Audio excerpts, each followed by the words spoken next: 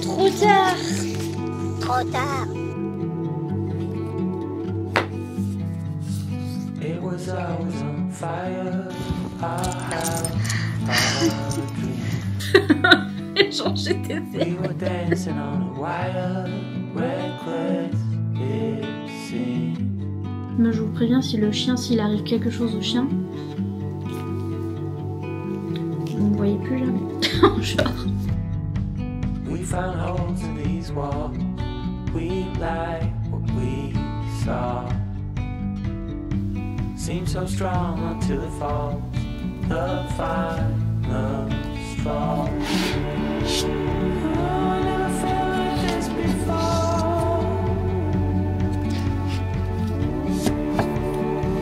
Oh, I was drunk and showing open. Oh.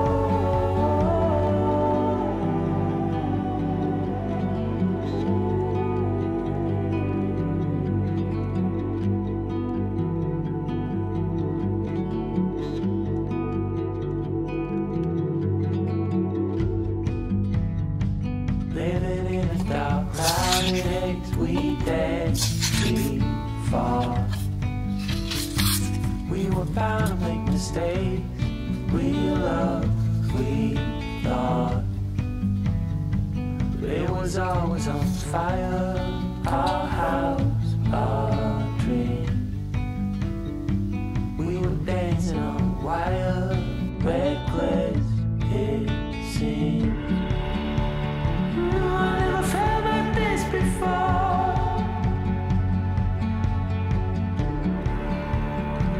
When I was trapped, you showed an open door. I had no reason to complain.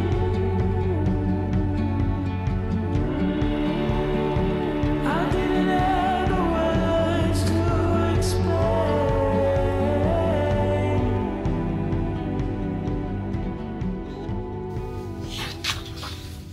Bonsoir et bienvenue dans ce vlog. Je lis enfin Keleana ou autrement appelé Throne of Glass. Ça y est, regardez, je l'ai commencé. Ça y est, je le fais. Enfin. Origin Story, j'ai lu ACOTAR, j'ai lu tout ACOTAR, j'ai lu la moitié de Crescent City. N'en parlons point. Il y a un vlog qui est en cours, mais ça fait 1 an que je suis en train de faire le vlog. Ok. Donc, on en est là, mais j'ai un petit peu une idée de ce à quoi ressemble Crescent City. Et je n'avais jamais lu cette série-là. Et donc, je me suis mis comme objectif, je suis complètement zinzin, je sais pas pourquoi je fais ça. Enfin si, je sais pourquoi, c'est parce que en fait, en décembre, c'est les vlogmas. Donc un vlog par jour. Et je pourrais pas filmer ce genre de vlog pendant les vlogmas. Il faut que je finisse avant les vlogmas. Et donc, on est le 18 novembre. Et j'ai pour objectif de lire toute la saga Keleana, toute la saga Throne of Glass dans ce qui nous reste du mois de novembre. Several bad puns later. Alors oui, j'ai peut-être été un peu délue. Je pense que vous aurez juste un vlog sur le tome 1 et le tome 2. Je sais pas, moi non plus. En plus, je suis en burn-out, j'ai du mal, j'y arrive pas. Si vous voyez des taches d'eau sur mon t-shirt, c'est parce que j'ai couru sous la pluie à 1 h du matin pour aller chercher ce livre-là qui était sous la pluie, le pauvre petit. Mais c'est mon dernier coup de cœur, si jamais. C'est mon dernier coup de cœur romantasy que je me suis commandé sur Amazon. Et j'arrête pas, en plus j'arrive pas à arrêter de penser à ce livre, ok. C'est la dernière romantasy que j'ai lu, le dernier livre que j'ai lu avant Keleana. Et c'était incroyable, c'était un coup de cœur et j'arrive pas à arrêter d'y penser, donc... très compliqué, donc ça va être compliqué pour Keleana de me sortir de ça, mais j'ai commencé quand même. Et mon objectif de zinzin, alors attendez, j'en suis à la du tome 1, je viens de recevoir les éditions, parce que j'ai fait n'importe quoi, je les ai mis dans n'importe quel sens. Wait.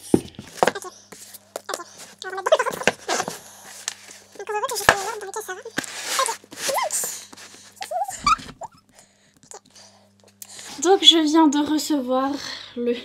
Je me suis acheté le coffret de Throne of Glass en anglais. Je me suis acheté ça sur Amazon pour pouvoir comparer parce qu'il s'avère que je les avais pas du tout en anglais. Je les ai tous en français, je les avais pas en anglais. Alors, wait, je vais les sortir.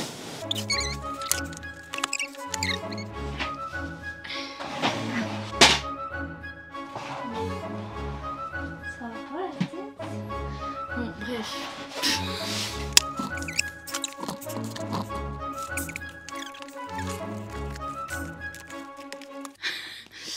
Voilà, c'était ça que je voulais faire. Donc, je les ai tous en français et en anglais maintenant. Donc, je vais pouvoir comparer. Mais comme ça, vous voyez la série en anglais et en français. Le tome 4 est séparé en français, bref. N'en parlons point. Mais donc voilà, je vais lire tout ça en 3 secondes. C'est ce que je me suis mis comme objectif, mais je sais pas.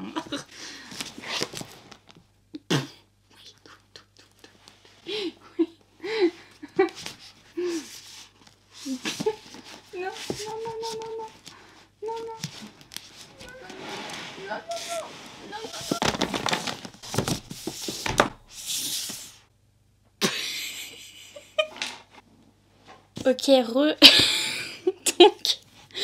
donc aussi je vous ai pas montré mais je compte lire le tome 1, le tome 2 dans ce premier vlog, le tome 1, le tome 2, The Assassin's Blade, c'est sous cet ordre là qui sont sortis, et le tome 3 pour ce premier vlog. Voilà, je compte faire ça pour ce premier vlog. Et après c'est là que c'est rigolo parce que ils sont énormes après et je compte faire celui-ci. Celui-ci en tandem, il paraît qu'il faut que je le lise en même temps que celui-ci. Voilà, et le gros pépère de la fin. Ça, ce sera pour le deuxième vlog, sauf que c'est beaucoup plus conséquent. Je sais pas si vous voyez, mais ils sont 1000 fois plus gros. Mais donc ça, ce sera pour le deuxième vlog. J'ai commencé le tome 1 et donc, ah oui, aussi, dans ce vlog, il y a beaucoup de choses à dire. Dans ce vlog, vous aurez pas de spoiler au début, donc vous pourrez regarder ces 2 vlogs tranquillou bilou dès le début. Et à un moment, je vais vous dire spoiler à la fin. Je vais faire une partie séparée où je vous mettrai bien sur l'écran que c'est les spoilers. Et je parlerai de spoiler à la fin. J'ai commencé ce tome 1 et je viens de découvrir l'univers et je suis sur les fesses parce que je me dis, il me semble que j'avais lu quelque part que Sarah J. Maas a écrit ce livre quand elle avait 17 ans. Les gars, déjà ça a été écrit en 2012, enfin il est sorti en 2012 et il me semble avoir lu vraiment quelque part qu'elle l'a écrit quand elle avait 17 ans et je suis JPP. Dire qu'il y a des gens, franchement, c'est ce que je me disais, je me disais dire qu'il y a des gens qui s'embêtent à faire des vidéos YouTube pour descendre Sarah J. Maas, c'est toujours comme ça pour les gens qui ont du succès, encore plus pour les femmes, n'est-ce pas, mais qui disent qu'elle sait pas écrire, que c'est mal fait, que c'est mal écrit, que machin, alors que c'est pas le cas, hein. C'est pas le cas, en fait elle est super douée, enfin c'est... Même si c'est une traduction, même si c'est le premier livre, même si avec tous les défauts que je trouve quand même, la base est impeccable et genre c'est digne d'une epic fantasy. Genre je trouve que c'est tellement bien fait où elle nous développe un plot et une intrigue qui on commence dès le début mais on a déjà des secrets. En fait on sait qu'elle a déjà en tête tout ce qui va se passer. Enfin, peut-être pas tout, mais en tout cas la plus grande partie de ce qui va se passer dans le reste de la série qui est super longue. Et donc du coup, on a des personnages qui ont une backstory, on a tout un truc qu'on sait pas encore et qu'on va découvrir tout au long de l'histoire, mais c'est super dur d'écrire un livre comme ça. Moi, c'est les derniers romantici que j'ai lus, enfin il y en a beaucoup que j'ai lus dernièrement, qui étaient très simples et où l'intrigue commençait dès la première page et on développe petit à petit et on voit que les auteuriers sont développées au fur et à mesure de l'écriture en fait. Et là c'est des trucs, voilà, elle avait un plan, elle avait une histoire, elle savait ce qu'elle allait faire et c'est super bien écrit et franchement, et en plus c'est tellement ironique parce que on a Keleana, donc du coup notre jeune femme qui est dans ce tome 1 et qui est une assassineuse, bon Venons-en tout de suite à la traduction. Je vous avoue que le truc Keleana, j'aimais bien, enfin en fait j'aime bien les couvertures et tout. Par contre, je peux pas, maintenant que je suis en train de lire, je peux pas supporter son nom. Genre Keleana, ça fait trop bizarre dans le texte. Et je sais qu'en anglais, elle s'appelle Selena. Donc un C à la place d'un K. Et je crois que c'est pas tout à fait... Ouais. Selena, oui, c'est Selena. Ouais, c'est pas exactement écrit comme ça, mais elle s'appelle Selena dans ce tome-là, avec un C. Et là, ils ont écrit Keleana. Et en fait, Keleana, ça fait trop bizarre. Ça me fait trop bizarre à chaque fois qu'elle dit son nom. C'est à la 3e personne.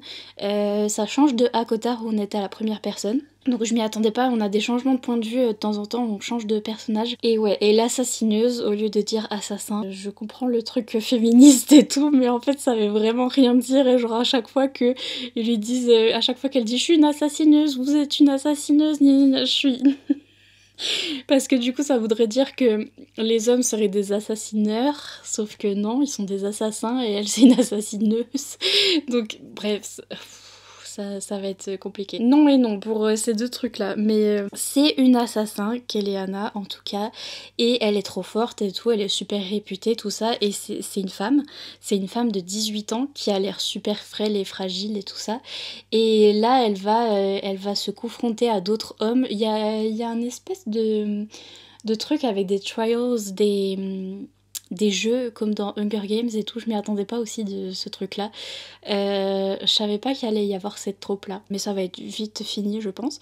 Mais donc voilà, elle va faire des épreuves, elle va se confronter à des hommes et tout, et en fait c'est la seule femme, et il la considère pas comme une concurrente, et il la rabaisse à chaque fois, alors que c'est elle la meilleure, c'est elle qui fait tout de la meilleure façon, et en fait ils sont là, oui maintenant c'est une femme donc elle a mal fait, donc gna. Et c'est vraiment ironique de voir ça, sachant le parcours de Sarah J. Maas. En fait c'est ce qu'elle a subi après avec ses livres, c'est que tous les hommes qui écrivent de l'épique fantasy et tout disaient ah mais non mais c'est une femme qui a écrit de la fantasy donc du coup ça va pas, gna, alors qu'elle écrit trop bien, bref. Mais donc voilà, je m'attendais pas à ce qu'il y ait ces histoires d'épreuves, donc on retrouve Keleana qui est notre jeune femme de 18 ans qui en fait était une assassineuse. On voit qu'elle vient d'un pays en particulier, d'ailleurs la carte est super grande et on s'occupe de quelques pays en particulier, mais il va y avoir moyen d'aller dans plusieurs pays là, c'est super grand, bref. Mais donc Keleana elle vient d'un pays en particulier, on voit que quand elle avait 8 ans, ses parents ont été tués et elle s'est réfugiée dans le pays d'à côté. Là elle a été découverte par un monsieur qui est le chef de la guilde des assassins. Il l'a pris sous son aile entre guillemets et il l'a transformée en assassin. Donc elle vivait sa petite vie depuis le tendre âge de 8 ans, devenir assassin et tout, jusqu'à ce qu'elle se fasse choper par les gardes du roi. Et là on la retrouve, elle est dans un bagne dans des montagnes là où elle est dans une mine, et en fait ils vont venir la chercher dans cette mine. C'est plus précisément le prince qui va venir la chercher pour lui dire, pour la faire participer à des jeux. La faire participer à des jeux et qu'elle devienne l'assassin personnel du roi. Donc les jeux c'est pour prouver qui est le plus fort. Ils vont chercher des mécréants dans tous les coins du pays. Ils leur font faire les jeux pour voir c'est qui le meilleur, mais bon voilà. Et puis à la fin il en reste un comme dans Koh-Lanta et cette dernière personne devient l'assassin personnel du roi. Le fait de prendre des criminels comme ça pour devenir assassin du roi et de leur dire de toute façon si vous obéissez pas vous retournez soit en prison soit vous êtes exécuté, etc.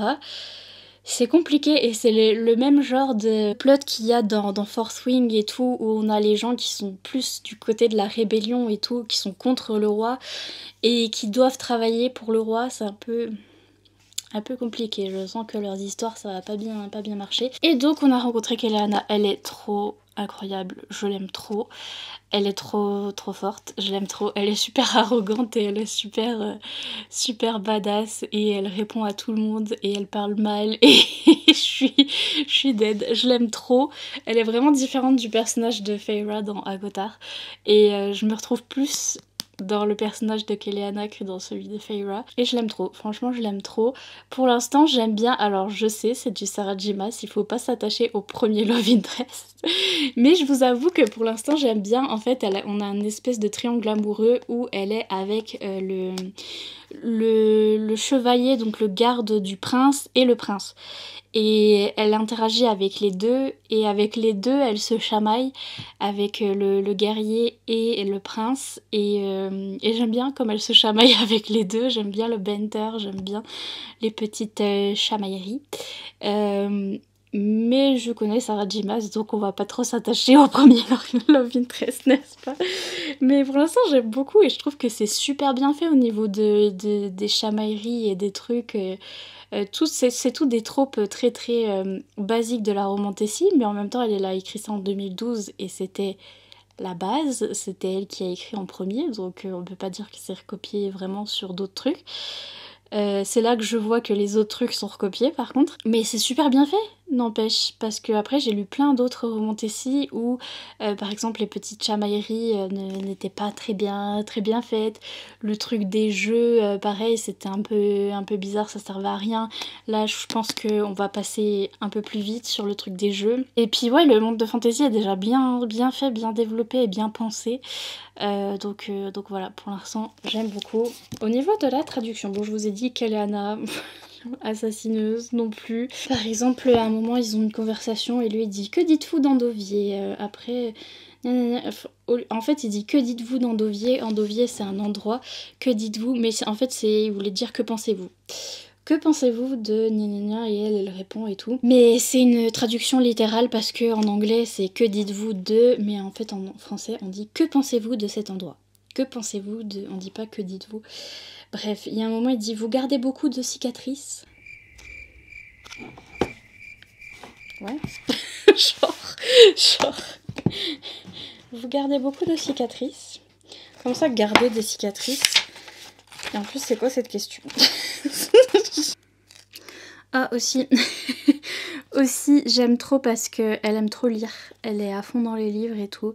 Et c'est vraiment un truc, elle est super bookish quand elle voit une bibliothèque, elle est à fond et tout. Et genre avec le prince, ils s'échangent des livres, bref. C'est très rigolo. Bref, je retrouve pas. Pour l'instant, il y a des petits trucs au niveau de la traduction, mais rien de bien flagrant. Donc je continue à le lire en français.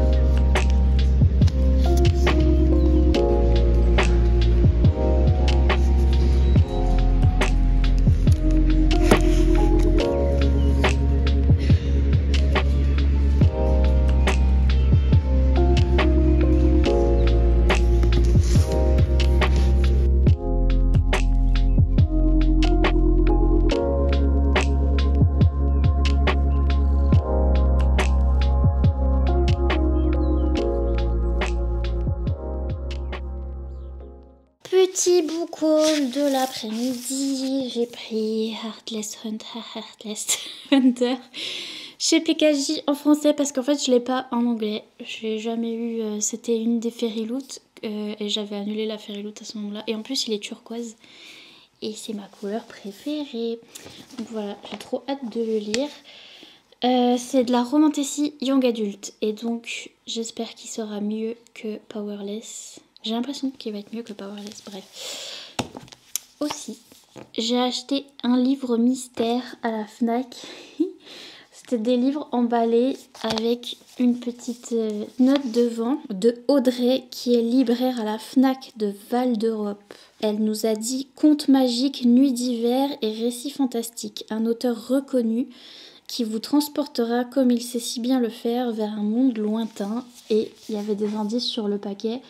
Donc il y a plein de trucs de Noël, la neige et tout.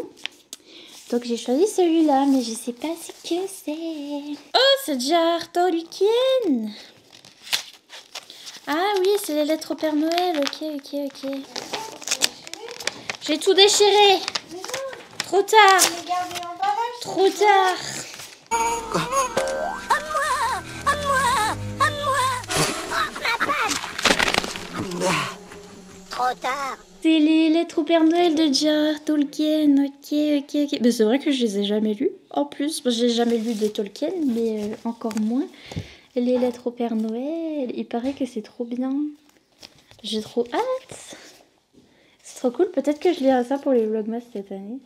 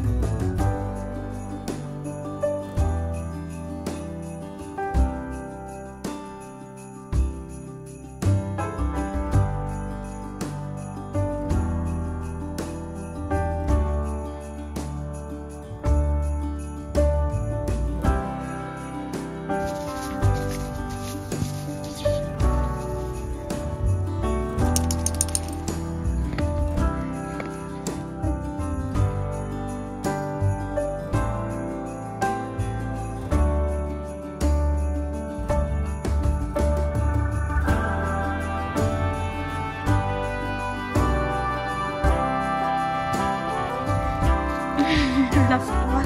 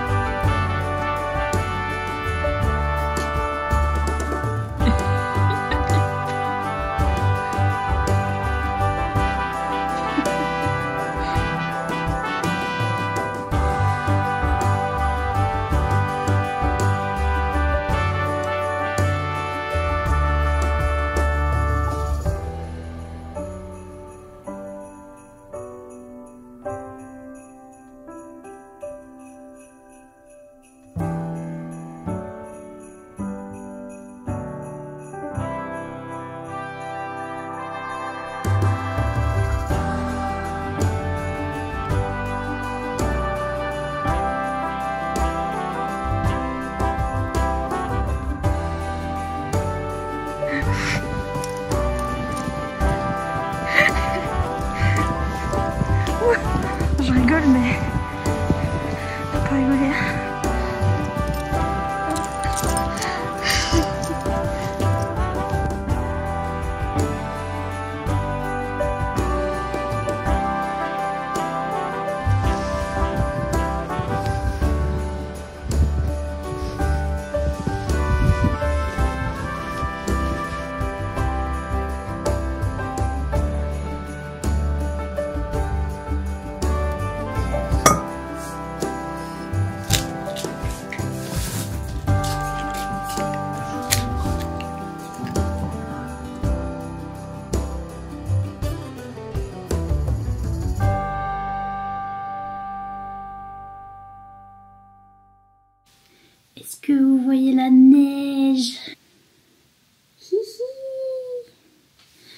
Vous avez vu la neige? Ok, coucou, mes cheveux sont sales mais nous ne dirons rien, n'est-ce pas? Est-ce que je ressemble pas trop à Keleana? Si, absolument. Alors oui, j'ai peut-être été un peu délulu. Délulu is the solulu, but là j'ai été trop délulu. Je vous ai dit ouais, je lirai le 1, 2, 3, qu'est-ce que j'ai dit? 1, 2, 3, 4 ou 1, 2, 3 et la nouvelle et après le reste et je ferai 2 vlogs. Oui, non. J'en suis au tome 2 et je viens de commencer le tome 2. Donc voilà, et on est bientôt en décembre. On est le 22 novembre. Donc je pense que vous aurez juste un vlog sur le tome 1 et le tome 2. Et que je vais faire une pause pendant décembre parce que je vais faire les vlogmas forcément. Et j'ai pas envie de les lire pendant les vlogmas parce que je vais vous faire des vlogs exprès. Donc je vais me les garder pour après, mais je pense que je vais faire une pause pendant décembre et que je reprendrai en janvier du coup.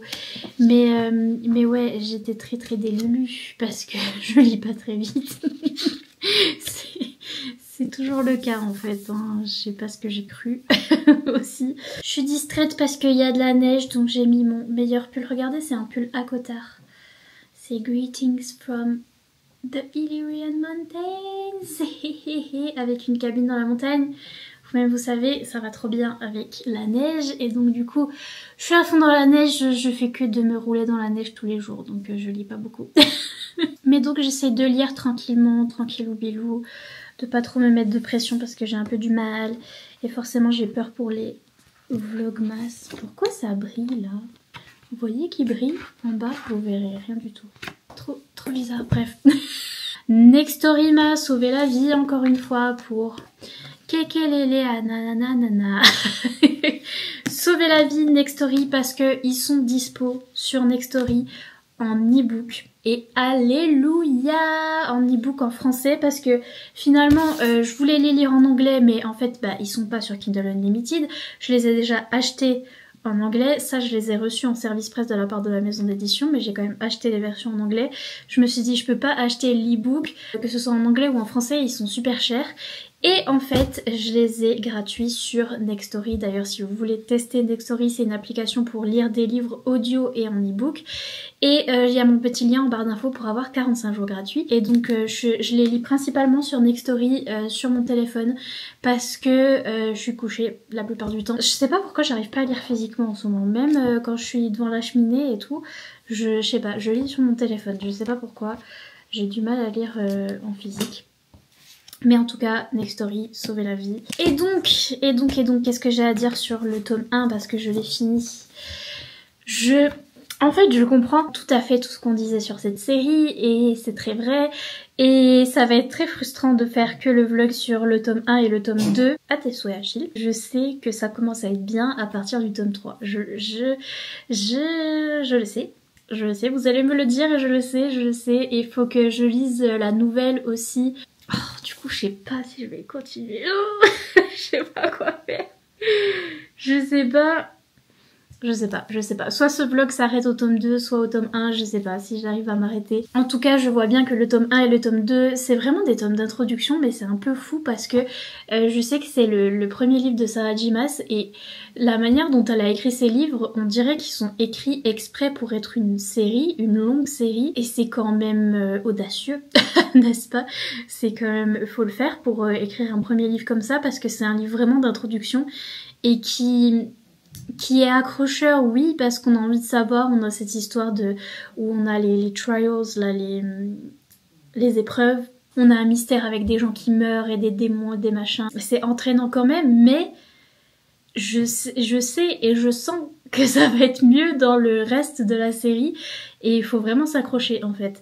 Et d'ailleurs ces premiers tomes sont très young adulte, je trouve. Je pense que notre jeune fille va grandir au fur et à mesure de la série, forcément, et que les livres vont devenir de moins en moins young adulte, mais parce que Sarah J. Maas l'avait écrit, je vous ai dit, quand elle avait 17 ans, donc logique. Et ouais, les personnages se comportent vraiment comme des jeunes adultes. Le truc avec les épreuves, ça servait un peu à rien. C'était le truc du mystère aussi, j'ai tout de suite compris. Bon, aussi parce que je suis spoilée, mais c'était assez facile à deviner. C'était, voilà, c'est très young adulte ce début de série. Et j'ai été spoilée pour beaucoup de trucs, donc je me doute de beaucoup de trucs. Et notamment pour la romance, je sais que ça va changer. Donc, donc voilà, mais c'est quand même très très bien écrit, très bien fait. Ça donne envie de suivre Keleana, de suivre cette personnage, cette assassineuse. Quelle horreur.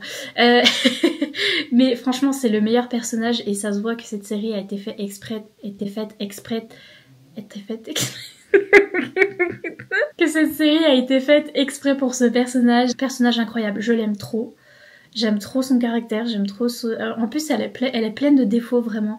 Elle est trop arrogante. Soit elle est super sûre d'elle, soit elle a pas assez confiance en elle, ça peut varier suivant les situations. Ouais, il y a beaucoup de fois où elle se pose pas assez de questions alors qu'il se passe des trucs évidents qui sont sous son nez et elle voit rien, des choses comme ça.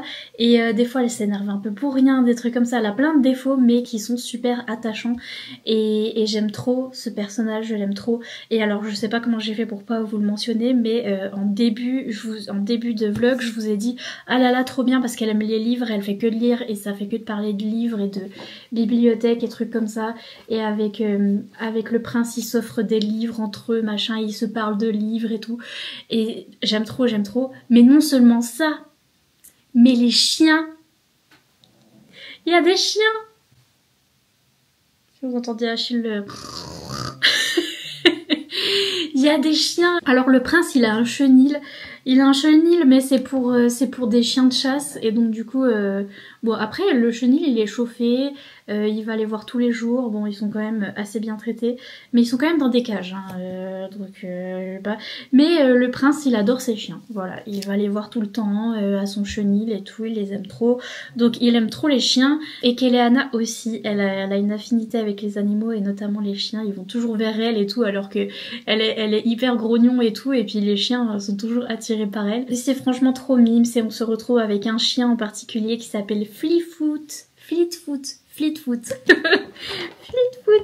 Ils ont pas changé son nom. Alors franchement pour la traduction, franchement les deux trucs c'est Keleana et l'assassineuse.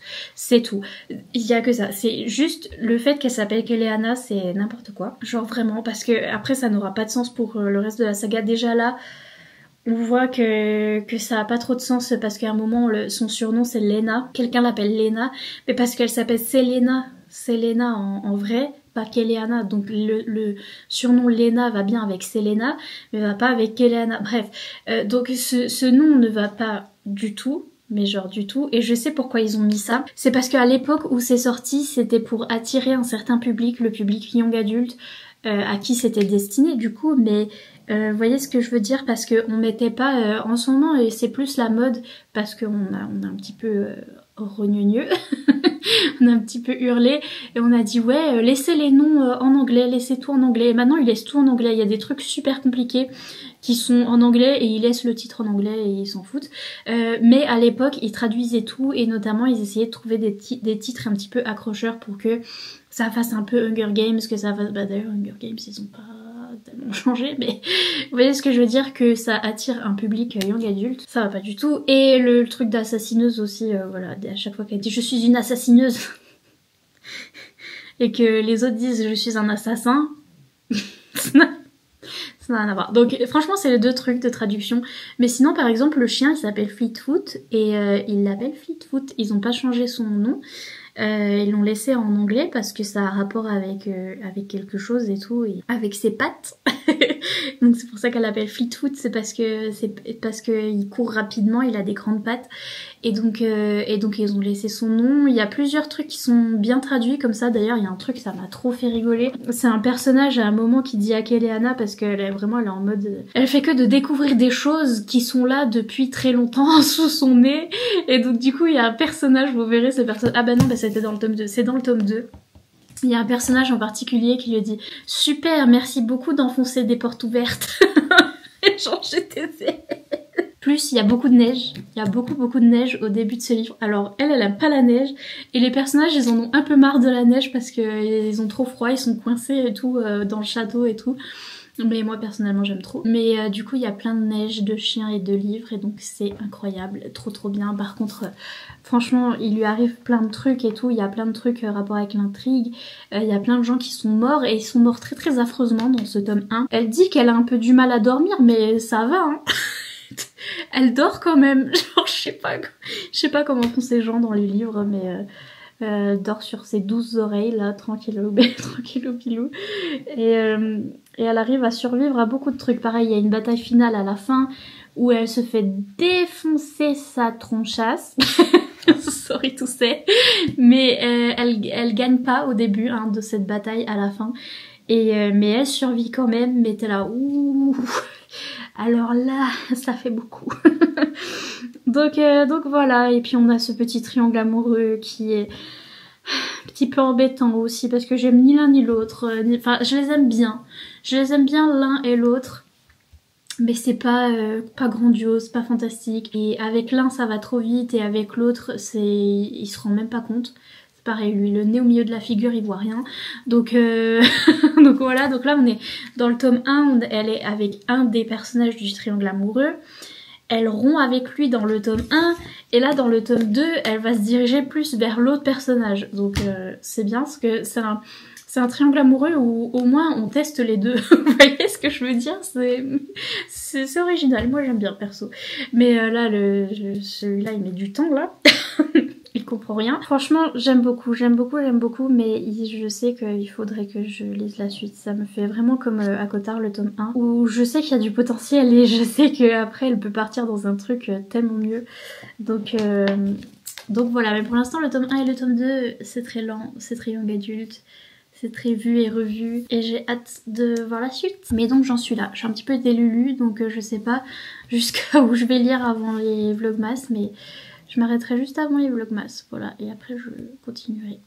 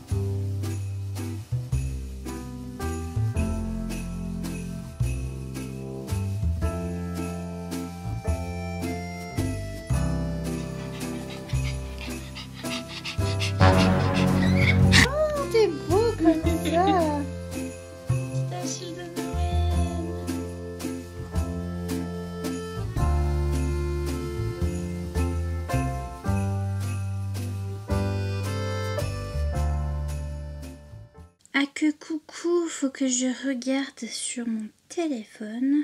Allô Nextoto? Allô Nextoto?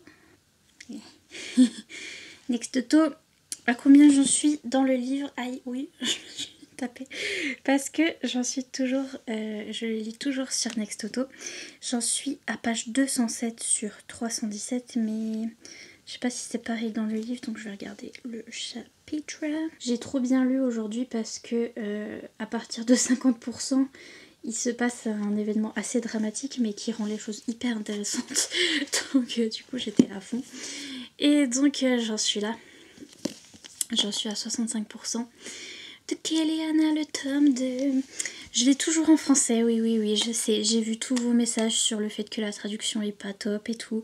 Et j'ai remarqué quelques trucs, notamment là dans le truc qui m'intéresse en fait. Il y a eu un retournement de situation. Et justement, il y avait une phrase où le narrateur dit « Elle plonge la pioche dans son ventre ». Elle plonge la pioche dans son ventre, mais dans son ventre à elle ou dans le ventre à quelqu'un d'autre. Vous voyez ce que je veux dire? Il y a des trucs comme ça en français, il y a des trucs voilà qui sont un peu moins... Le passage du tout au vous, de fou tout, du vous au tu était assez bien fait. J'ai vu pire, franchement j'ai vu pire.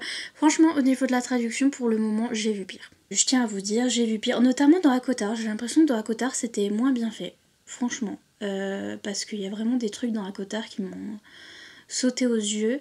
Là, moins. Je sais pas pourquoi, moins. Et en plus, le fait que je les lise en français, ça fait passer plus vite ces tomes qui sont pas très intéressants. Je vous avoue que, voilà, le tome 1 et le tome 2, c'est pas les meilleurs et je le sais et ça se sent en plus et ça se sent que ça va devenir bien parce que là déjà rien que la moitié, la deuxième moitié du tome 2 est beaucoup plus intéressante que la première moitié et donc ça devient de plus en plus intéressant mais ce qui fait que le début est moins intéressant et donc du coup ça me dérange pas de les lire en français quand c'est un peu moins intéressant. Par contre je sais que quand on va arriver au tome 3 on va arriver à des trucs plus romantiques qui m'intéressent plus, vraiment le endgame de la romance et tout ça. Je vais peut-être commencer à les lire en anglais après, à partir du tome 3 parce que peut-être. Je sens qu'au bout d'un moment je vais avoir envie de les lire en anglais mais pour l'instant je vous dis cette traduction c'est pas la pire que j'ai vue de toute ma vie. Il y a des petites fautes, il y a des petits trucs, mais c'est pas la pire, franchement. Là, j'en suis à 65% du tome 2. Et en fait, Keleana, elle devient de plus en plus badass. Et de plus en plus violente, mais genre violente. Et je comprends pourquoi les gens disaient au début, dans le tome 1, j'ai vu beaucoup de reviews qui disaient « Oh, elle est censée être l'assassineuse, la plus badass et tout ». Elle a déjà une réputation, déjà au début de la série. Déjà tout le monde a peur d'elle et tout, ils sont là « Oh là là, oh là là ». Et en plus, quand on n'a pas lu The Assassin's Blade, donc la nouvelle juste avant, comment ça s'appelle en français, les chroniques de l'assassineuse ou je sais pas quoi. Bref. mais en tout cas, je l'ai pas encore lu. Je vous dirai si c'est mieux de le lire après le tome 2. Et après, bon, là, pour ce vlog-là, je vais faire que le tome 1 et le tome 2. Et après, c'est les vlogmas. Et après, je reprendrai en janvier. Mais en janvier, je reprendrai avec Assassin's Blade. Comme ça, je pourrais vous dire si je peux me retenir, d'ailleurs. Parce que franchement, peut-être qu'en décembre, je vais... Mais bon, normalement, si je peux me retenir, voilà, sinon je vous ferai le vlog en décembre. Je vous dirai pour la nouvelle si c'est mieux de le lire. Je vous ferai comme Zodiac Academy en fait. Je lis suivant ce qu'on m'a conseillé. On m'a conseillé de lire la nouvelle après le tome 2, donc je vais faire ça. Et après je vous dirai mon avis et ce sera parole d'évangile. Faudra écouter. Mais en tout cas là de pas avoir lu la nouvelle, en fait on a vraiment beaucoup de backstory et beaucoup de trucs qui se passent.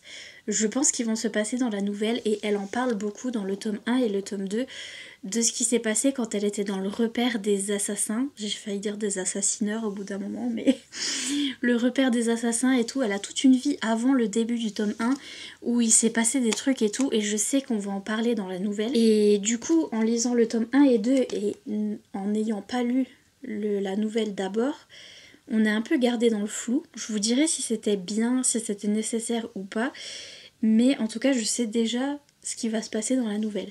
Et du coup elle a une réputation, elle arrive dans le tome 1, c'est l'assassineuse pardon, du pays, la plus redoutée, machin bidule, et je comprends pourquoi les gens au début du tome 1 disaient mais pour une assassineuse hyper redoutée et redoutable et machin, elle est mimes, ça va, et franchement même ces deux love interest là, pour l'instant elle a deux love interest, même eux, dans leur tête ils sont en mode, parce que ils sont en mode c'est censé être elle l'assassineuse parce que franchement elle est grave mimes et voilà elle est calme et elle est mimes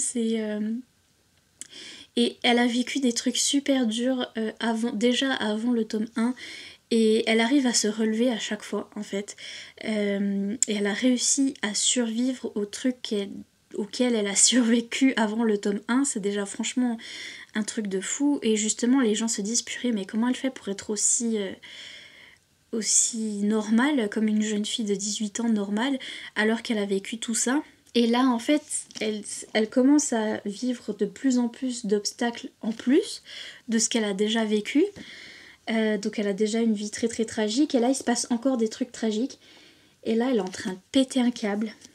Plus il lui arrive des trucs tragiques, plus de plus en plus elle pète un câble et elle devient zinzin et c'est vraiment, ça fait ressortir la female rage, donc la rage féminine qu'on aime tant, franchement, qui est, en ce moment on le voit dans toutes les chansons, dans les chansons de Taylor Swift et les trucs comme ça et j'adore voir une femme qui est zinzin et qui va reprendre son pouvoir, c'est juste incroyable. Et là Keleana elle est en train de devenir comme ça, si bien que elle devient tellement badass et tellement forte que les personnages de la romance sont fades, tous les personnages sont fades à côté d'elle, mais surtout la romance, parce que en fait je m'étais pris au jeu, j'aimais bien, alors que je me suis spoilée, donc je sais, enfin j'ai été spoilée, je sais c'est quoi le endgame, je sais avec qui elle finit, mais voilà, les romances, enfin voilà, il y a un triangle amoureux, et là la romance a beaucoup avancé dans ce tome 2, d'ailleurs on a eu... c'est olé olé entre guillemets, mais en fait là c'est close door, vu que c'était plus du young adulte, donc c'est-à-dire il y a une ligne qui sépare, genre ils vont dans le lit, après il y a une ligne qui sépare et c'est le lendemain matin. Donc il y a déjà ça, mais Sarah J. Maas c'est du Sarah J. Maas parce qu'elle a une façon de décrire, une façon de nous parler des choses qui se sont passées sans nous décrire ce qui s'est passé, mais ça se comprend et c'est trop bien fait. Et ouais, je m'étais prise au jeu, j'aimais bien la romance en fait, et ce qui se passait là dans ce tome 2 et tout, je commençais à bien aimer, mais je trouvais, et je trouve toujours, que le monsieur, je l'aime bien, le monsieur avec qui elle est là en ce moment, mais il est trop fade pour elle, vous voyez ce que je veux dire? À chaque fois qu'en fait elle avait de la répartie et tout, elle lance des piques et tout, elle est super arrogante, elle est en mode je suis trop belle, genre vraiment elle disait des trucs en mode je suis vraiment trop belle, et lui il était là, purée mais t'es arrogante et tout, enfin il lui disait quelque chose comme ça, et franchement j'aimerais mieux qu'elle soit avec quelqu'un qui lui dise ouais t'es belle en fait, genre vous voyez ce que je veux dire? Et lui, le monsieur là, c'est comme ça, il est genre... Il est trop fade, et trop faible pour elle en fait, et pareil quand il se rend compte qu'elle est super badass, et quand il se rend compte que finalement c'est une assassineuse, elle assassine des gens, lui il est en mode oh non c'est pas bien d'assassiner des gens, vous voyez ce que je veux dire? Il est très faible, il est très... déjà lui il a tué quelqu'un, à un moment il tue quelqu'un, il s'en remet pas, il pleure pendant 107 ans. Bref, mais vous voyez ce que je veux dire? Alors que Keleana, elle est là en train de torturer tout le monde. Et justement, il la préfère quand elle est un peu plus en mode princesse, avec ses robes et tout, et gentille et douce. Et quand elle est en mode assassineuse, il l'aime moins, en fait. Et ça, j'aime pas trop. Et donc, du coup, je pense que c'est par là que va partir la romance et va s'améliorer. C'est comme ça que ça va s'améliorer. Du moins, on va avoir un personnage qui l'accepte telle qu'elle est, et en tant que... assassineuse badass. J'aime beaucoup, et j'ai hâte de lire les autres tomes, et j'ai hâte que ça devienne encore plus intéressant, parce que c'est vraiment un slow burn, mais là c'est un slow burn du monde de fantasy, vous voyez ce que je veux dire? Il est censé y avoir pas de magie, la magie a disparu et tout, et en fait le monde de fantasy revient petit à petit, la magie revient petit à petit, mais tout au long des tomes, et donc c'est slow burn de monde de fantasy, donc j'en peux plus.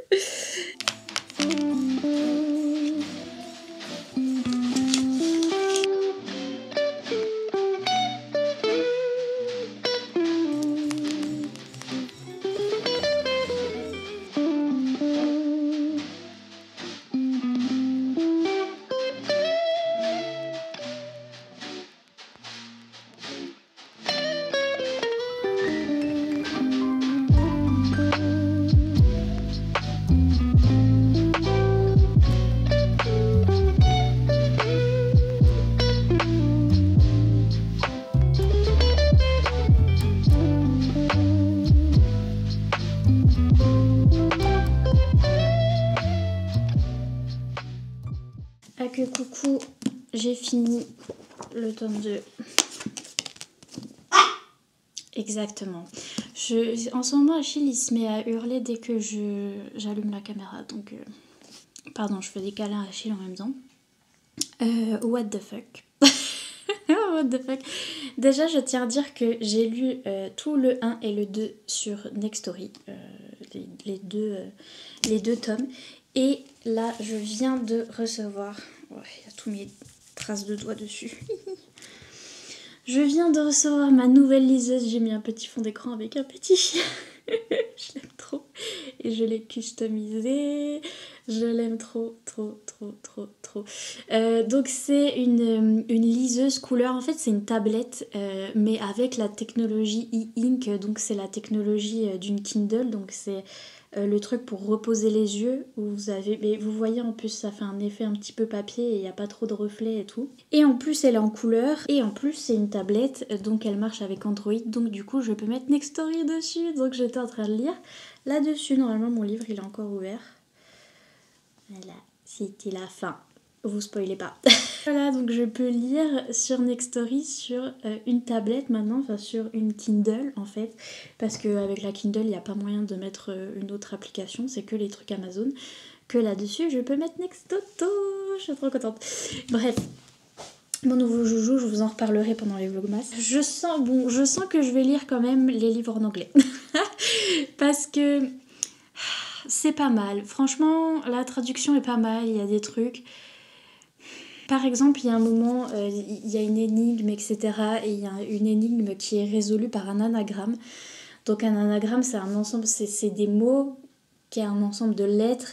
Et quand on bouge les lettres de place, ça fait un autre mot. Mais donc ça, c'était très compliqué parce que je croyais que c'est dur à traduire. Et je me disais peut-être qu'à la traduction, ils ont laissé tomber et ils n'ont pas fait d'anagramme. Et les deux mots ont rien à voir, enfin les deux phrases ont rien à voir. Et en fait si, ça avait quand même à voir et c'était assez bien fait. Il faut que je regarde ce que c'est dans la version en anglais parce que j'ai même pas regardé. Mais j'ai trouvé ça quand même bien fait, le fait que ce soit au moins traduit, que ce soit au moins recherché.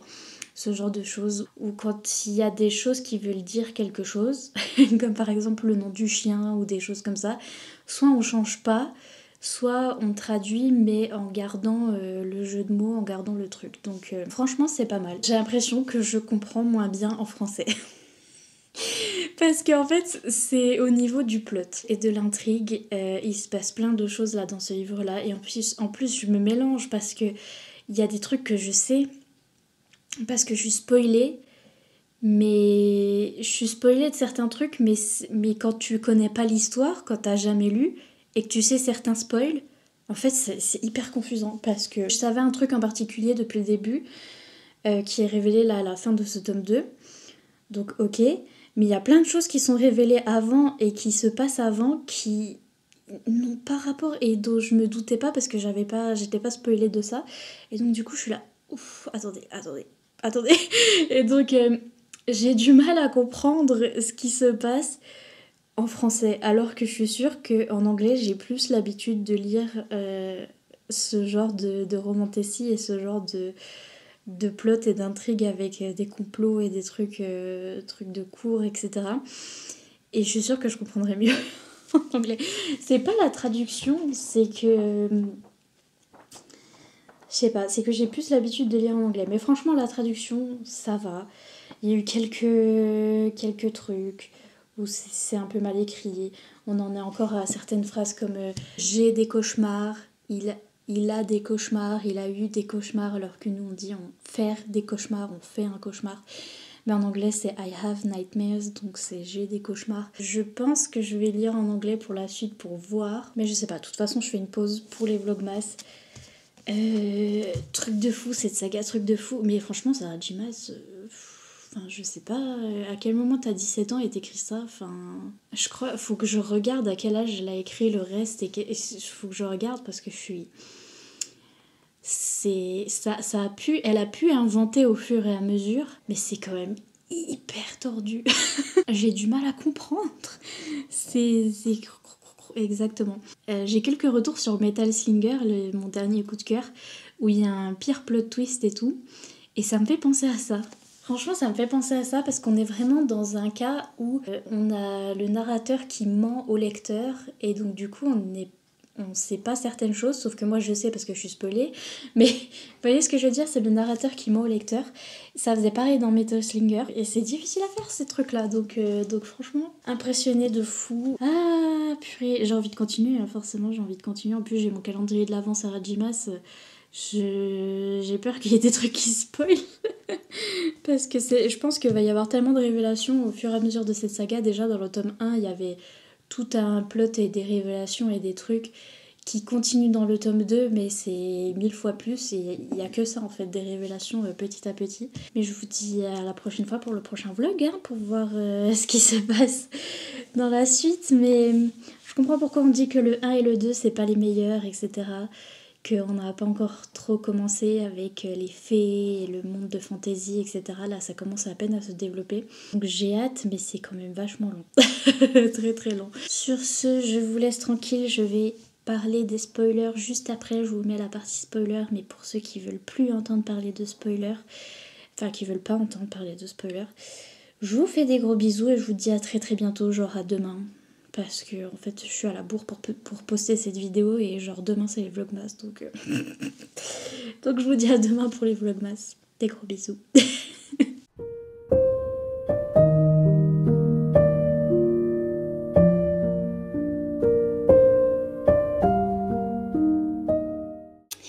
Spoiler! Coucou les spoilers, donc je viens de commencer Keleana et j'étais spoilée par beaucoup de trucs au niveau des fan art et tout ça. Donc je sais qu'il faut pas s'attacher au premier Love Interest, mais en fait j'aime bien la voir se chamailler avec Dorian et Cale, le gars là. j'aime bien comme il se chamaille. Par contre Cale il est vraiment très très insup, mais j'aime bien comme il se chamaille parce que elle se défend quand même, mais lui il est méchant. Mais j'aime bien comme il se chamaille. J'aime bien sa relation avec le prince aussi. J'ai plus de batterie. Ça chauffe aussi cette caméra, donc j'ai plus de batterie, donc j'ai dû vous brancher. Mais oui, j'aime bien comment il se chamaille. J'ai été spoilée par beaucoup de choses, donc du coup je sais que Keleana, enfin Selena, I cannot hein, Keleana, mais au secours, j'ai vraiment plus de batterie, donc il fait que de me couper. Je vais essayer de faire vite. Oui, je sais que j'ai plus de batterie. Oui, donc je me suis fait spoiler pour plein de trucs avec les fan art et tout. Donc je sais que Selena Keleana, elle s'appelle en fait Aileen. Donc ça déjà, bah, c'est tant mieux parce que déjà Keleana, I cannot. Mais je sais ça et je sais qu'elle vient de Terrasen. Et je sais que Terrasen c'est un petit peu le Velaris de cette série là. Et je sais que c'est là-bas qu'elle va rencontrer Rowan. Enfin je sais que ça va finir comme ça. Enfin et qu'elle va retourner à Terrasen. Et je me doute que c'est elle la princesse peut-être de Terrasen. Enfin genre elle... Terrasen, je sais pas. Je pense que c'est elle la princesse. Bref, un truc comme ça. Et pareil, ils disent que les fées ont disparu, qu'il n'y a plus de magie, machin truc. Je sais qu'elle va être une fée. Ses pouvoirs ont peut-être été cachés, je sais pas. Il y a un truc comme ça, mais elle avait des pouvoirs. Donc ça, je sais aussi. Beaucoup de trucs que je sais. Mais voilà, pour l'instant, on en est là. Elle fait les jeux. Je m'attendais pas à ce qu'il y ait des jeux. Ils sont un petit peu tout pourris, les jeux, to be honest. Ils servent à rien. Mais même elle le dit. Elle dit, mais purée, ça sert à rien. Tout le monde le dit. Ça sert à rien. Donc, en effet, ça sert à rien. Et elle bat tout le monde et je l'aime trop. Elle est trop forte. Et elle aime trop les livres. Je l'aime trop. Ma vie. En fait, je relate beaucoup plus à Keleana, à elle, que à Feyre, et pour l'instant je l'aime trop. J'aime trop son répondant et comment elle répond à tout le monde. Mais donc voilà, pour l'instant très bien, mais je sais plein de trucs.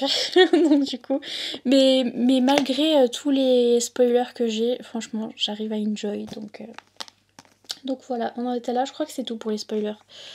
Je crois que c'est tout ce que je sais pour le moment. Ok, coucou. Spoiler. Spoiler. J'ai fini le... C'est pas un spoiler, mais j'ai fini le tome 1. Il y a beaucoup de trucs que je savais. Il y a beaucoup de trucs que je sais. J'étais pas du tout au courant pour ce truc de... Elle allait passer des épreuves. C'était nul, to be honest. Même elle passe les épreuves, elle était là. La semaine dernière, on a fait 2 épreuves, c'était bien. Genre, elle dit, j'ai réussi. C'est tout. L'histoire du mystère où les gens se faisaient tuer et tout, c'était très évident. Je vous jure, le nombre de fois où on retrouve le monsieur McCain, pardon. Le nombre de fois où on le retrouve dans les couloirs essoufflés, l'air coupable. voyez ce que je veux dire? À chaque fois, ça va, pourquoi tu es là? Qu'est-ce que tu fais? Et il est là, non, rien. C'est ça, et puis le roi, et puis il y a ce truc où le roi, celui qui est le duc Perrington, là, qui est méchant, et qui est méchant avec Eleana depuis le début, donc on sait qu'il est méchant, de toute façon, les méchants sont très méchants. Mais le roi, Perrington et Kane, ils ont tous une bague noire au doigt qui est très particulière et tout. Elle a toujours pas capté, hein. On en est au tome 2, elle a toujours pas capté la bague, hein. Genre...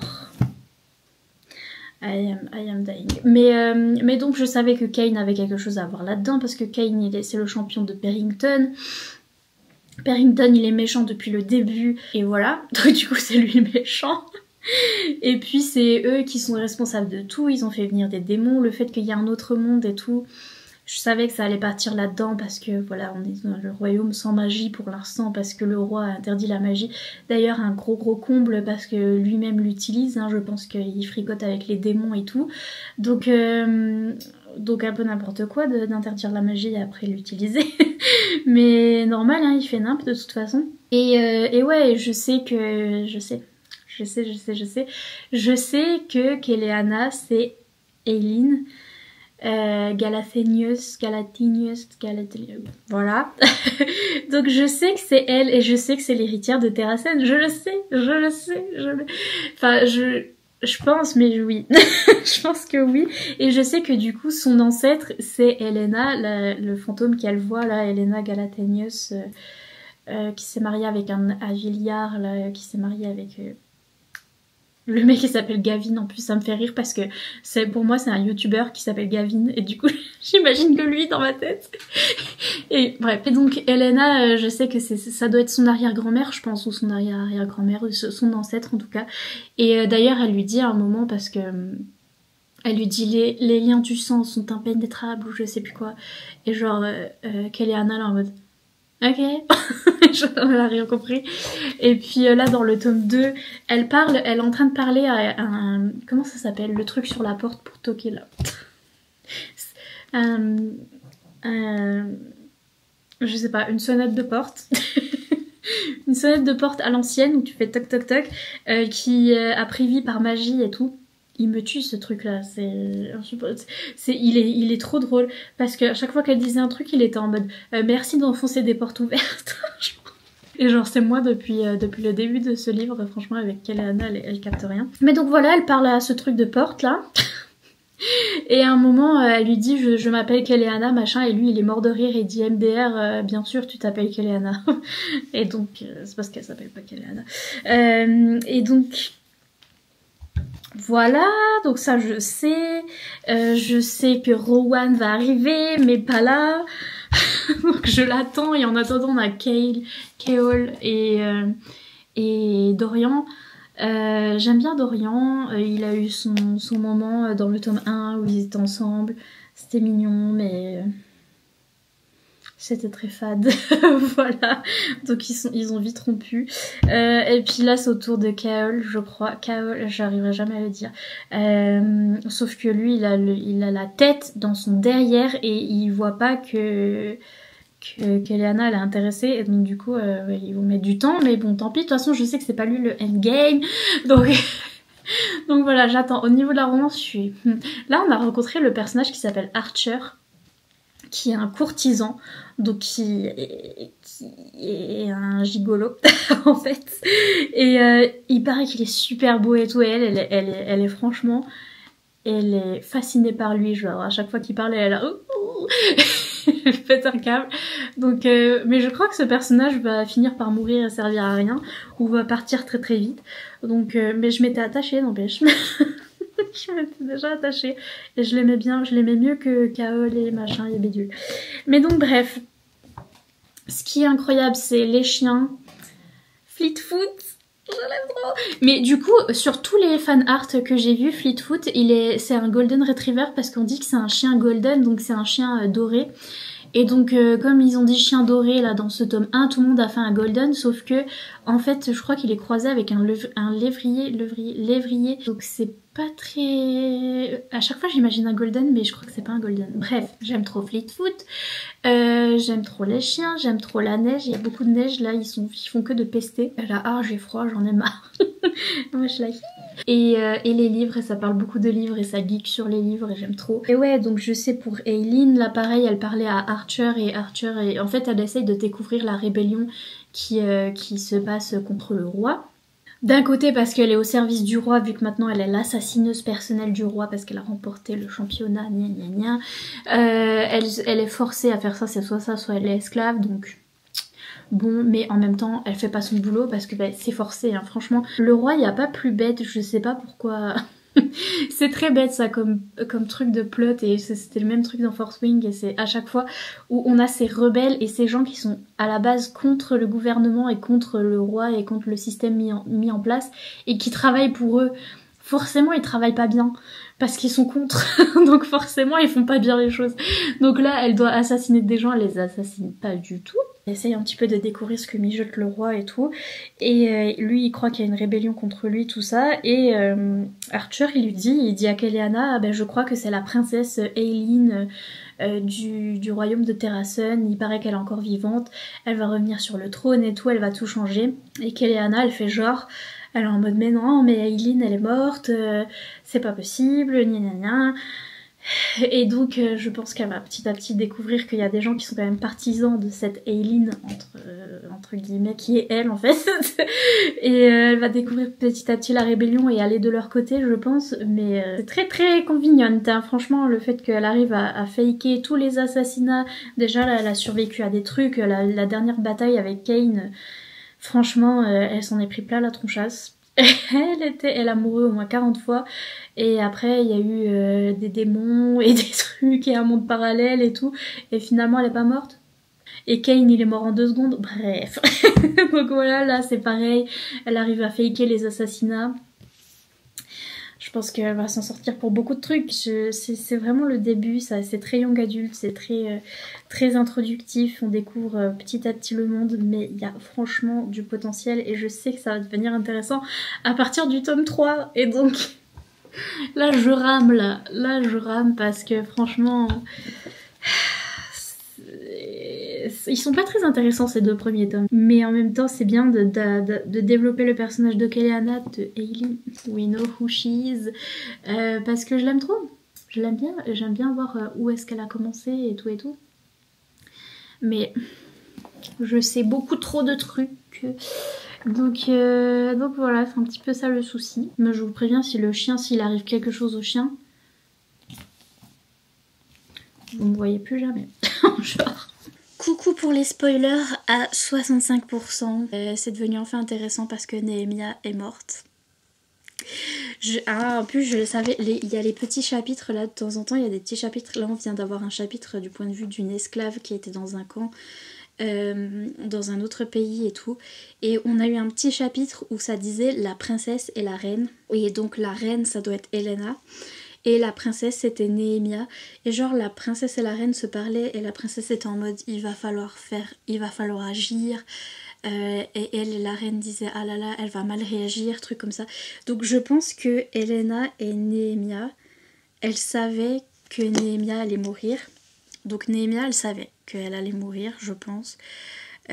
Ou alors elle est pas morte, ou alors il y a un truc comme quoi elle est pas morte et la princesse Helena l'a aidée, la reine Helena l'a aidée, mais je sais pas trop comment, ou alors elle savait qu'elle allait mourir, mais en tout cas il savait qu'il fallait ça, il fallait cet élément déclencheur pour bouger Keleana parce qu'elle voulait pas bouger, parce qu'elle était en mode oh non je ne veux pas, en même temps je la comprends parce qu'elle est vraiment en mode je ne veux pas m'opposer au roi, mais pas parce que elle est pour ou contre ou quoi, c'est parce qu'elle est en mode mais vous pensez pas que j'ai mérité ma paix au bout d'un moment, parce qu'elle a déjà vécu 40 000 trucs horribles, elle a déjà été esclave et tout, elle se dit mais j'ai le droit de rester dans ma chambre et manger du gâteau au chocolat et roupiller en fait, j'ai obtenu ce droit maintenant, et franchement je suis grave d'accord avec elle. Et en face il y a Nehemia qui lui dit mais non mais faut se battre et machin, et elle est là non je veux dormir. Franchement, je la comprends tout à fait. Donc, mais là, avec la mort de Nehemia, je pense que c'était la goutte d'eau. Là, elle est en train de... C'est la female rage qui est partie en plein, à fond les ballons. Il y a eu le truc avec Kaol, je saurais jamais dire son nom. Kaol, donc c'est ne olé entre guillemets, mais en fait, il y avait... c'était close door, donc il y a eu un sautage de ligne. Vraiment, c'est le cas de le dire. Mais ouais, et donc sa première fois c'était avec Kaol. Mais franchement, il est fade. En fait, il y a un moment, j'aimais bien. J'aimais bien la romance. Je trouvais ça mignon et tout. Mais il y a toujours un truc qui manque. Et à chaque fois que elle sort des réparties, elle est super arrogante et tout. Et elle est drôle. Et lui, il répond mal en fait. Il est trop timide, il est trop coincé, il est trop... Ou bien il lui dit « Ah mais t'es trop arrogant, tout est trop violent, tout est trop machin. » Et en fait j'ai hâte qu'elle se trouve quelqu'un qui l'aime pour qui elle est et qui l'aime en tant qu'assassineuse et pas seulement en tant que petite princesse, parce que Kaol, en fait, ce qu'il aime bien chez elle, c'est quand elle fait la princesse et qu'elle est bien gentille, assise dans le château à rien faire, en fait. Et il préfère ça plutôt que quand elle est trop badass, parce que, genre, quand elle arrive avec des têtes coupées et tout, il est en mode... il a peur d'elle, en fait. Et franchement, il lui faut quelqu'un qui n'ait pas peur d'elle, il lui faut quelqu'un qui la soutienne, en fait. Mais en tout cas, le fait de ne pas avoir lu des Assassin's Blade en premier, c'est qu'il y a plein de mentions de ce qui s'est passé avant. Donc on sait que Sam il est mort, on sait qu'elle était avec Sam, on sait que c'était son meilleur ami après son amant et tout, enfin son amant vite fait, juste des bisous dirons-nous, mais voilà, et on sait qu'il est mort, on sait petit à petit, elle nous dit ce qui s'est passé petit à petit, mais on sait pas exactement les détails. Donc j'ai hâte aussi de lire la nouvelle pour voir si c'était mieux de la garder pour après le tome 2 ou s'il aurait vraiment fallu la lire avant le tome 1 pour mieux comprendre.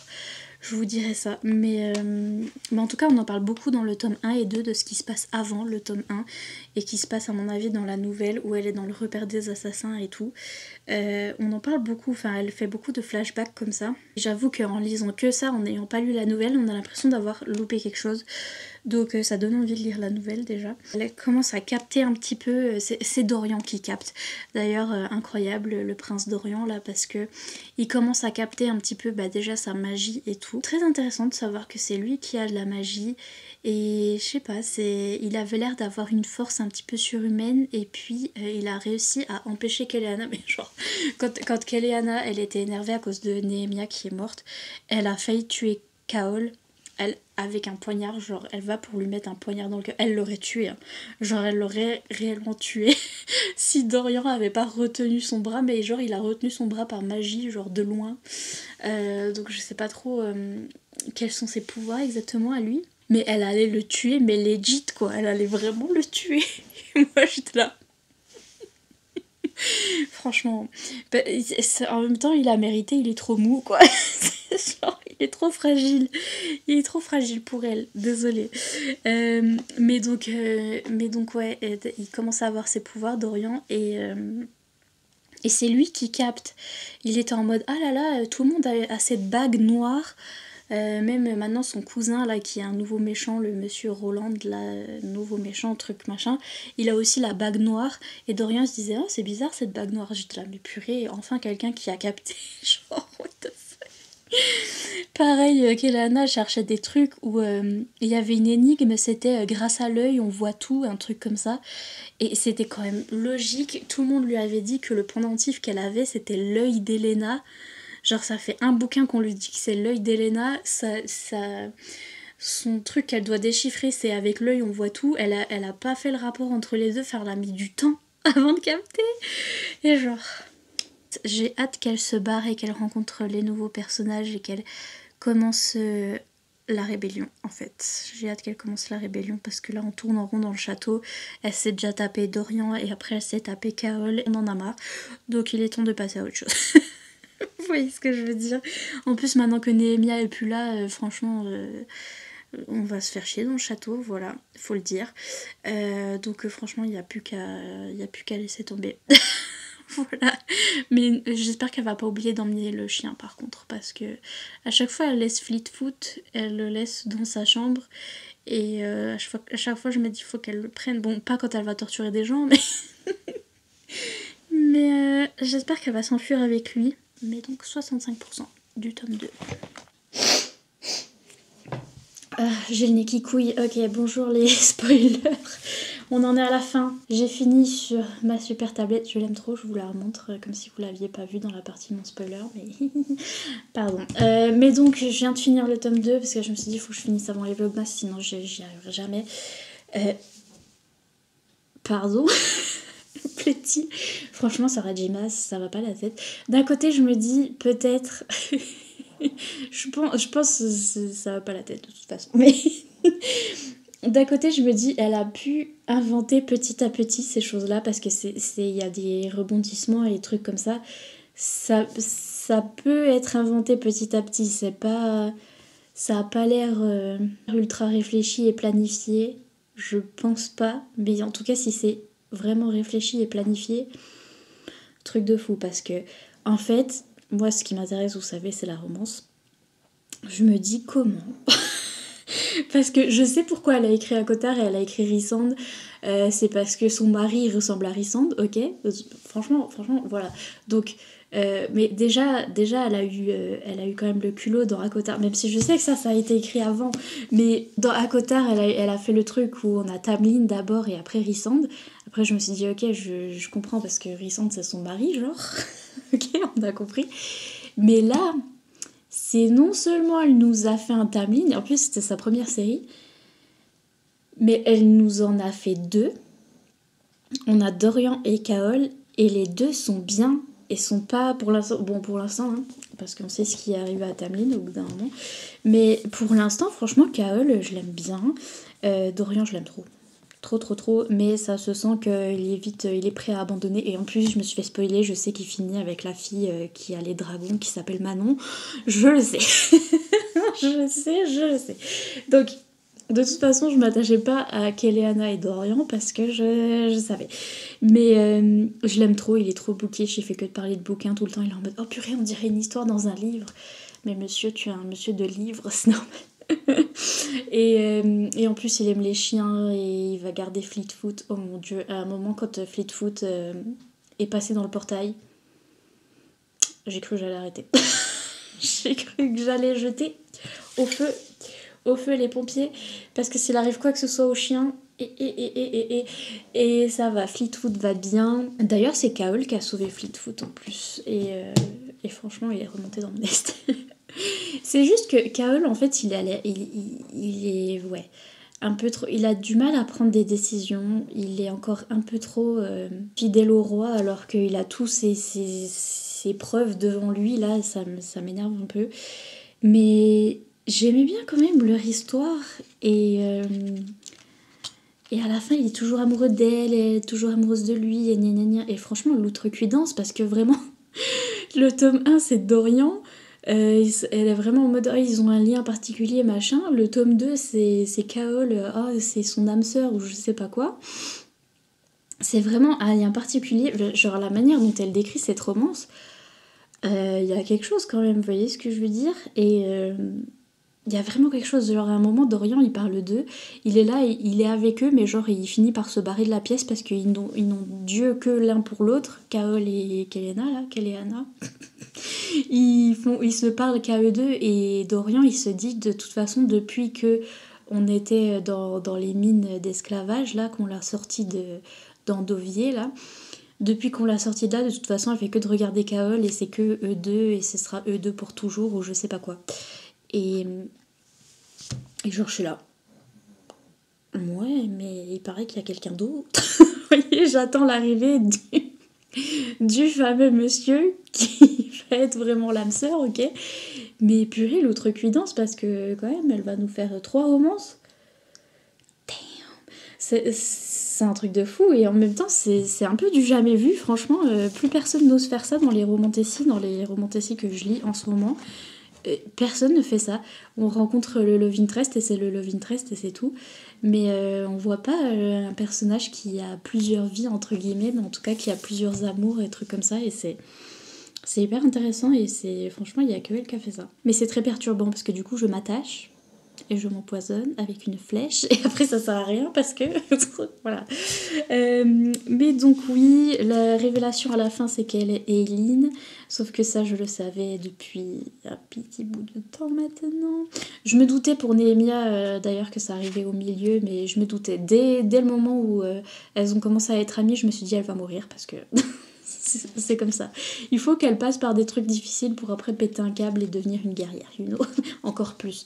Donc je savais ça aussi et je savais pour Eileen. Par contre, c'est tellement alambiqué. C'est tellement alambiqué le truc des symboles de vire, de je sais pas quoi. Je sais même pas comment ça se traduit en anglais. Il faudrait que je regarde comment tout ça est écrit en anglais. Ces histoires de lignées, de trucs... I do not understand. C'est hyper compliqué. Et des fois, il y a des trucs super simples, genre des énigmes et des machins. Où, d'ailleurs, la poignée de porte, là, la poignée de porte qui parle, là, je sais que c'est un heurtoir, hein, mais je l'appelle poignée de porte. Bref, il est trop chiant. Chaque fois, il sait la réponse aux énigmes, mais il dit rien. Insupportable. J'aime trop les petits personnages comme ça dans les Sarajimas qui sont en fait des objets. Genre, il y a la maison du vent dans Rakotar, ça me tue. J'aime trop ce genre de personnage. Et Keleana, elle a vraiment un caractère hyper particulier parce que elle est fée. C'est révélé aussi là-dedans, c'est qu'elle est une fée. Ça, par contre, je m'y attendais pas. Je croyais qu'elle allait être transformée ou que... Je sais pas. Je savais qu'elle était l'héritière du royaume des fées, enfin de Terracène. Et je savais qu'à Terracène, c'était des fées. Donc je me doutais, mais je me disais... Ah, je sais pas, je pensais pas que ça allait être révélé maintenant et je pensais qu'elle allait être transformée entre guillemets ou qu'elle allait redevenir fée plus tard, enfin bref. Mais en fait, elle a un caractère, des fois elle pète des câbles, genre des gros câbles, où elle devient complètement zinzin et c'est vraiment sa nature de fée, où elle est hyper féroce et tout. Et elle abandonne un petit peu ses sentiments humains. J'aime trop quand elle est comme ça. J'aime trop. Et donc du coup, ce qui fait que l'histoire est intéressante parce que du coup, elle fait des erreurs, elle fait des trucs... par exemple, elle va ouvrir des portails, elle va essayer de parler à Nehemia alors qu'elle est morte et des trucs comme ça. Des trucs qu'un humain ne ferait pas parce que c'est pas... comment dire, c'est pas éthique, etc. Les humains se posent des questions. Ben, on voit Kaol, je crois bien qu'il y a que Kaol qui est un humain finalement. Kaol à chaque fois il est là, ah non mais il faut pas faire ça, ah non mais enfin voilà, il a peur de tout, il est très réservé. Et c'est justement parce que Keleana est fée que des fois elle pète des câbles et elle fonce dans le tas, donc c'est trop bien. C'est ça que je reproche à Kaol aussi, c'est juste que c'est pas qu'il est... Enfin, il est mou, mais il est mou parce qu'il est humain, en fait. Puis c'est le seul. Parce que franchement, Dorian, on a compris que non. Il y a eu un petit passage du point de vue du roi, où il disait gna gna gna. Là, en fait, gna gna gna, il a dit. Ils envoient Keleana dans un autre pays pour essayer de tuer un autre roi et conquérir un autre pays. Et donc elle y va, mais elle va surtout là-bas pour retrouver les fées. Et pour du coup, elle va cette fois-ci commencer la rébellion, je pense, avec les fées. Et c'est là qu'elle va rencontrer le monsieur fée, je pense. Et le roi, je crois qu'il sait pas que c'est Eileen. Mais je me dis, il faudrait sacrément être bête pour pas savoir que c'est Eileen. Genre, c'est sous les yeux de tout le monde. Donc je sais pas trop le roi ce qu'il sait ou pas. Pareil, elle est là avec les clés, machin. Elle a découvert que la tour de l'horloge, là, l'obsidienne, ça avait un rapport avec les démons, avec la clé et machin. Mais elle a pas dit que c'était une clé, alors que ça avait l'air d'être une clé.